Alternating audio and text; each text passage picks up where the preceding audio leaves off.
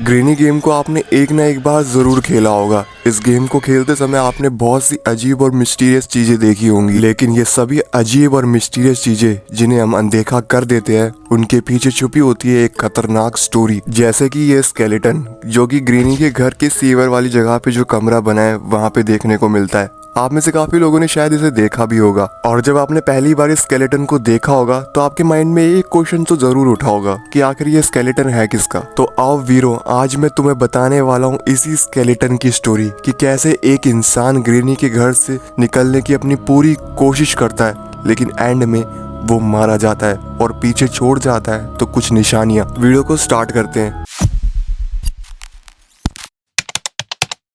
एक बच्चा जिसका नाम एंड्रू था, उम्र सिर्फ 7 साल थी उसकी, जब वो अपने पेरेंट्स के साथ कुछ शॉपिंग करके अपनी ही कार से घर की ओर लौट रहे थे। लेकिन तभी सामने से एक ट्रक उनकी तरफ काफ़ी ज़्यादा तेज स्पीड से बढ़ता है। एंड्रू के पापा गाड़ी को साइड कर लेते हैं, लेकिन वो ट्रक जो भी चला रहा था वो जानबूझकर एंड्रू के पापा की कार को आकर ठोक देता है। थोड़ी देर बाद जब पुलिस पहुंची तो उन्होंने देखा कि ट्रक ड्राइवर पूरा नशे की हालत में ट्रक चला रहा था, और जब उन्होंने एंड्रू के पापा की गाड़ी को चेक किया तो उन्होंने देखा कि एंड्रू के पापा और उनकी माँ की उसी टाइम मौत हो चुकी थी। किस्मत से सिर्फ एंड्रू बच गया था। पुलिस वालों ने एंड्रू को रोता हुआ देख उसे तुरंत पहले तो हॉस्पिटल भेजा। उसे कुछ चोटें आई थी, वहाँ पर उसका अच्छे से इलाज हुआ। पूरी तरह से ठीक होने के बाद पुलिस वालों ने एंड्रू को अनाथालय में डाल दिया, क्योंकि एंड्रू का इस दुनिया में और कोई था नहीं। जिसके बाद एंड्रू अनाथालय में ही बाकी बच्चों के साथ बड़ा हुआ।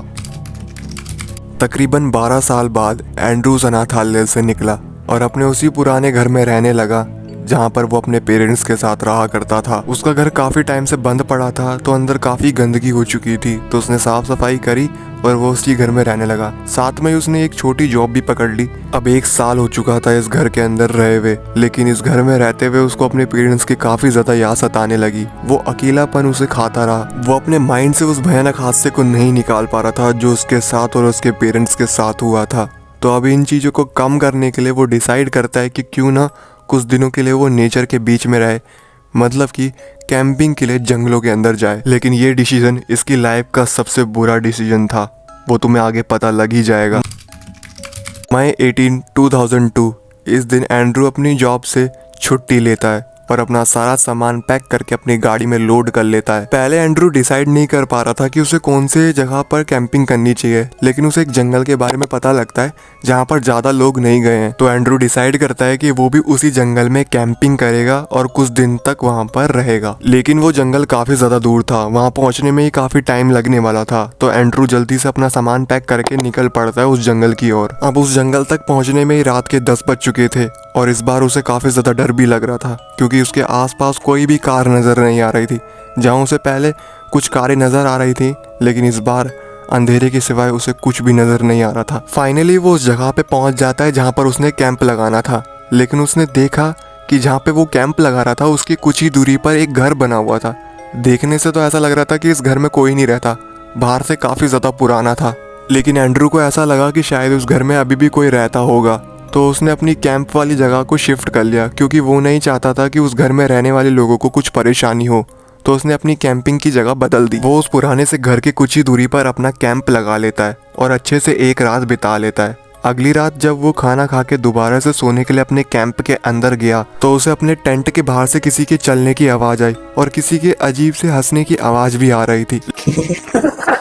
लेकिन एंड्रू ने इस चीज़ को इग्नोर किया और वो चुपचाप अपने टेंट में सो गया। जब वो सुबह उठा तो उसको बार बार उस रात का ख्याल आया जा रहा था कि क्या वो सब रियल था या उसका एक वहम था। लेकिन वो फिर भी इस चीज़ को इग्नोर करना ही बेहतर समझता है। जब दोबारा से रात के तकरीबन 8 बज जाते हैं, तब वो खाना पीना खा के आराम से अपने टेंट में ही बैठा हुआ होता है। तभी उसे दोबारा से किसी के बाहर से चलने की आवाज़ आती है और किसी के अजीब सी तरीके से हंसने की आवाज़ आती है।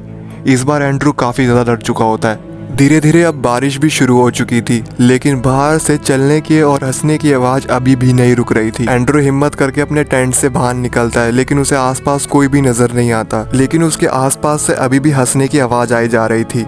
एंड्रू अब इस चीज़ को देखकर काफ़ी ज़्यादा डर जाता है और वो डिसाइड करता है कि अब वो इस जगह पे ज़्यादा देर नहीं रुकेगा। उसने जल्दी से अपना सारा सामान पैक किया और गाड़ी में रखा, और जैसी गाड़ी स्टार्ट करने के लिए वो बैठा गाड़ी के अंदर, तभी उसके आसपास दोबारा से चलने की और हंसने की आवाज़ आ रही थी। उसने गाड़ी जल्दी से स्टार्ट की, लेकिन गाड़ी इस बार स्टार्ट ही नहीं हो रही थी। एंड्रू को कुछ भी समझ में नहीं आ रहा था कि अचानक से उसकी गाड़ी को क्या हो गया। वो बार बार अपनी गाड़ी को स्टार्ट करने की कोशिश करता है, लेकिन उसकी गाड़ी स्टार्ट ही नहीं होती। एंड्रू अब काफ़ी ज़्यादा टेंशन में आ चुका था, क्योंकि इस गाड़ी के सिवाय जंगल से बाहर निकलने का और कोई रास्ता नहीं था। लेकिन तभी उसे याद आया कि उसके कैंप की कुछ ही दूरी पर एक घर बना हुआ था। एंड्रू मदद मांगने के लिए उस पुराने से घर की ओर भागा, और जैसे उस पुराने से घर के पास पहुंचने के बाद उसने दरवाज़ा खटखटाया, लेकिन अंदर से कोई भी दरवाज़ा नहीं खोलता। एंड्रू बार बार उस घर का दरवाज़ा खटखटाता है, लेकिन तभी उसे अपने पीछे से किसी के हंसने की आवाज़ आती है।